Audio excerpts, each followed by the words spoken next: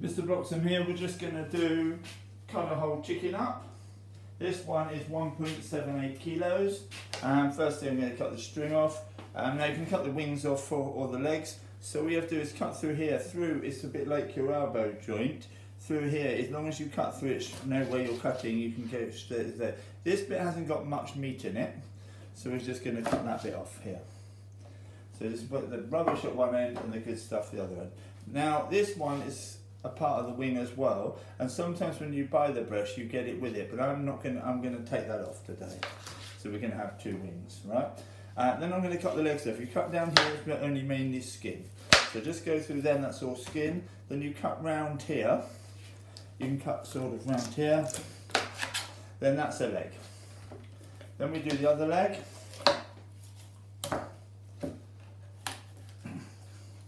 And you can just cut it straight through it if you need to. Cut the skin off, don't want too much skin. The other leg, the other wing. This would be a great dish for the exam. So if you make anything with cutting up the whole chicken, that's classed as high skill. So I recommend, unless you're vegetarian, that would be a good dish to make. And this doesn't take too long, just now, you can either leave the breast off or take the breast off to do this bit. But I'm going to do it with the breast, with the skin on, sorry. I'm going to cut down its sort of rib bone here. So you have to feel it and then cut down either side. Now when the pupils do this at school, they normally leave those in, and there's a wishbone here, so I need to sort of cut through the wishbone, which I did without snapping it there. Normally you can hear it snap. Then we cut it, it's a bit like a fillet in a fish. We have to keep it nice and close and not leave too much meat on the bone, on the carcass. As you'll see this, I'll show you in a minute. We won't be leaving too much on, hopefully. Then we cut through here, and as you can see, there's not much meat left on there. Now this breast here, there's a little bit of the wishbone here, which we can take out, obviously, that's one of the rules. Now we can either weigh it with the breasts on. So this is a bigger breast than you buy when you buy the breast in the shop. They're normally quite small. They're only about 150 grams. This one's going to be well over 200. So this one's 310. Like I said, quite a huge breast, really. That would be enough. I mean, I say 150 grams would be classed as a portion, depending how big you have a portion. So that could nearly feed two people. That's quite a big chicken breast. Now this one here, I'm going to do the same. It's sometimes a bit harder once you cut one off. There's not much to grab hold of. You have to cut through, and if you have to, you might have to cut through the wishbone as well. So I can feel the wishbone here. So I have to cut through the wishbone, otherwise you lose a bit of the meat. So 300 grams. So this is a real cheap chicken. This was $1.87 a kilo. There's about £3 a chicken. Now you can use the carcass, because under here you've got the oyster bits and nice little bits here. Or you can just boil it up or use it, try and use that. Then I'm going to take the skin off. I'm going to take the skin off them all. So that was over 310 grams, but that was with the skin. So this is the second one. We're going to see how much this one is as well. I'm going to try and remember these, and I'll write it down on the YouTube channel. That one's 294 grams. That one's slightly less actually. But then I'm going to take the skin off, as I'm going to marinate them without the skin on. I'm going to do tandoori chicken with these. I'm just going to show you them without the skin on. So this one, see what they are between them. 286, and this was without the skin on. 267. So as you can see, the skin's got quite a lot of the weight to it. Most of the fat's in that. So if I was cooking them, roasting them, normally I'd leave it on, but I'm going to marinate them. Thank you. So we've just cut the chicken up, which is in my previous video, and then we're going to make it into tandoori chicken. So before I get all blood on my hands, I'm going to use some yogurt. It's not quite enough in here, so I'm going to use this last bit up first. You need about half of it. For a whole chicken, about a third of one of these tubs. So a big spoon of that.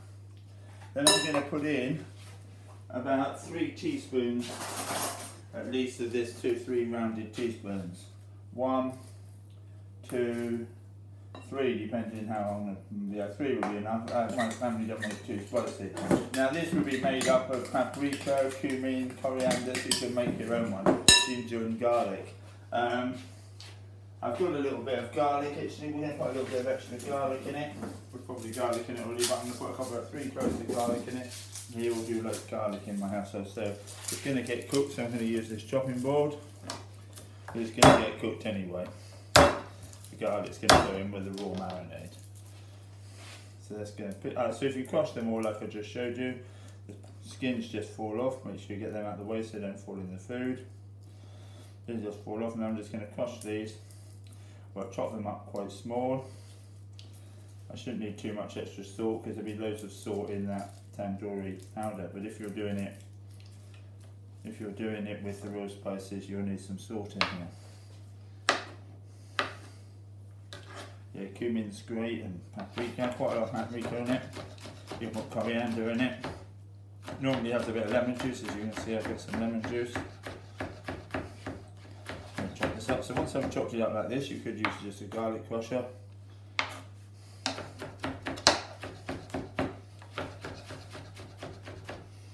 And we're going to put some slits in the chicken in a minute, so it sort of goes through to the, so you just don't do the outside. So once that's done, that's could be a bit finer, that could be okay. We've got some lemon already cut here, so I'm going to use some of this, and I'm going to use half of the one over there. So this one's already sort of cut, so it's a bit weird to get all the juice out, but if I push it hard against this, I should be able to get it out. Or I can just squeeze it by my hands if you haven't got one. So I'm going to use this another one here. Squeeze it round. That'll probably be enough juice for 1 lemon. So I've got about 1 juice of 1 lemon. Try not to get too many pips in. There's 1 pip there. Try not to get that one in. Stir this round. I normally marinate it for 2 hours or overnight. If you've got time, that'd be good. So now I'm going to put the slits in it. So I'm putting some slits in it. Then it will marinate. Or I can just dice it up. Another way to do it, dice it into dice, and put it on a skewer would be another way. That's one way to do it. Another one. So I'm going to cook today 1 breast and 2 legs, and I'm saving 1 breast for tomorrow. Now these, normally you have the skin off of these. You just have to rip the skins off. But you could, if you want to do, you could off the skins off. So that's what grabbing it off. You can't take them off the wings very easily, so I'm going to just leave them on. I'm going to cook them today. So I'm going to cook 2 legs, and I'm going to cook 1 breast tomorrow. So you could do something like, yeah, so they look good on the skewer. So I'm going to do them rather than legs. I'm doing a thigh and a drumstick, and you should be able to cut straight through the middle. Straight through the middle. Yeah, there we are. So as long as you find it. So I'm going to put a few slits in there. 3 slits in that one.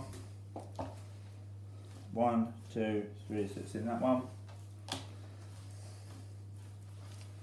And the wings, like I said, I'm not going to take the skins off. There's not much left of them if we do.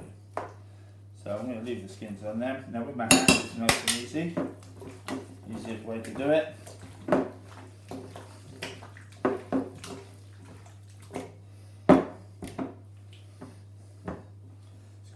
Put that in the fridge for overnight or a couple of hours, and then you can either do it in the grill, the barbecue, or the oven, and make sure the oven's nice and hot.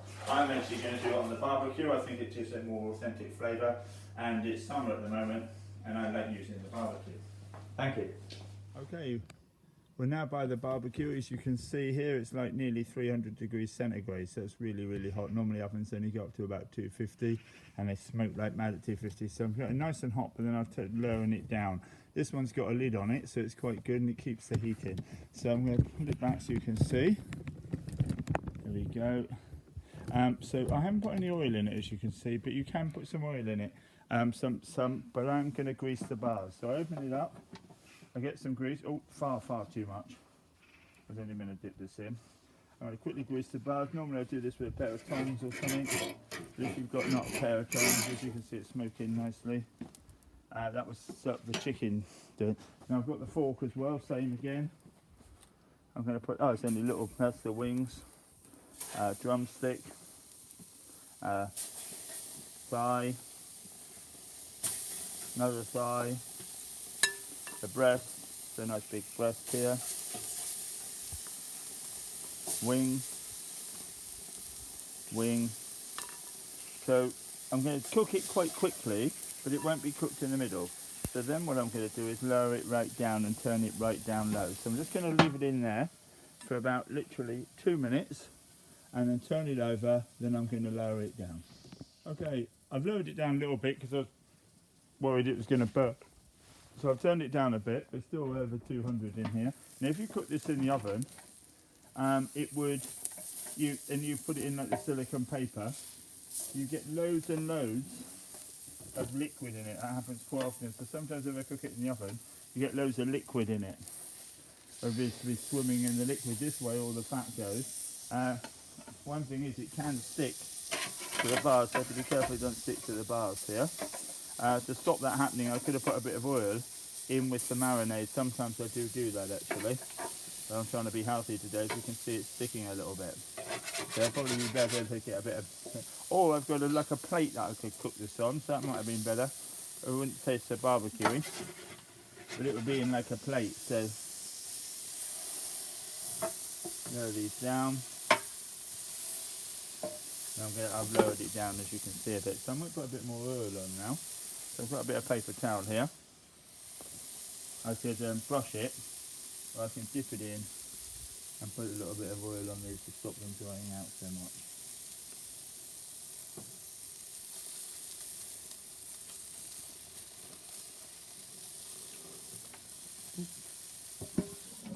Well, I've lowered that right down now. Back to the barbecue, it'll all be done now. Oh, definitely done, as you can see. Nice colour to it. I'm probing this, it's definitely be done because I checked it just now. As you can see, we're going to show you that. I'll bring the camera up that close to you. So anything like that. Breast. The wings I put on the plate here. So what I could have done was put them all on the metal, cook them on the metal plate. Then they wouldn't have stuck to the griddle bars so much. But then sometimes loads and loads of water come out of them. So as you can see, it's 86 at the moment. Don't know if you can see that. Let me have a look. So it's definitely done 86. I've probed them all anyway earlier. So for the breast, you don't want them too cooked because otherwise they get a bit dry. These will be good. So turn the barbecue off. Shut the barbecue. And as you go, let it hold down. Well, it's all except one breast that was. And here we've got it served up. We've got some breast here, and I've got more of the wings because they're not good at fighting it off the bone, so I've given my Sam some extra of the breast. So here's the rest of the, in the middle is the rest of the chicken tandoori. Now as you see, I've done it on the plate and now it hasn't stuck to the thingy, so I think that's going to be a bit soft, not as dry by throwing it on the plate. As you can see, I've just been fishing, went out on a boat and we got a mackerel. So I've got one mackerel here and I'm having some mushrooms with it as well.